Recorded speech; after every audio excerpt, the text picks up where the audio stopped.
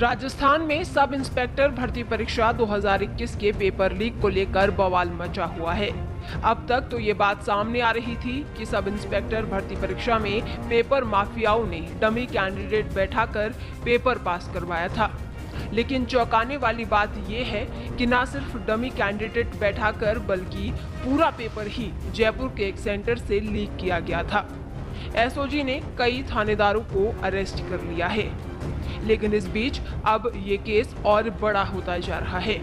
इस षड्यंत्र में हर्षवर्धन मीणा, पंकज चौधरी उर्फ यूनिक भाम्बू और शिवरतन मोटू मास्टरमाइंड हैं। अब तक एसओजी इस मामले में 40 लोगों के खिलाफ नामजद केस दर्ज कर चुकी है। ये संख्या तेजी से बढ़ रही है।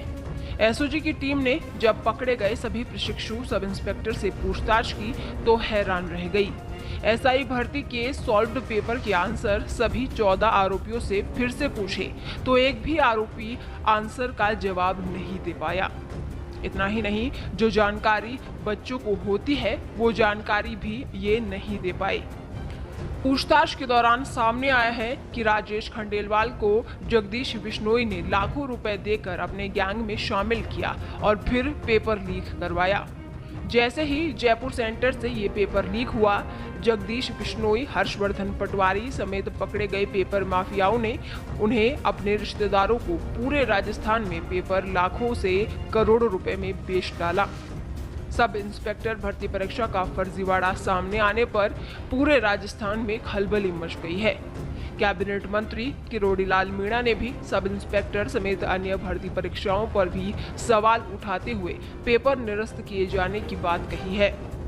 किरोड़ीलाल मीणा ने कहा कि उन्होंने एडीजी वीके सिंह को कई जानकारियां दी हैं। एक नहीं बल्कि 5 जानकारियों में बताया है कि पेपर लीक मामले में क्या क्या साजिश हुई है। साथ ही ये भी बताया गया है कि अगर किसी परीक्षा की गोपनीयता भंग होती है तो हाईकोर्ट के अनुसार उस परीक्षा को रद्द किया जा सकता है।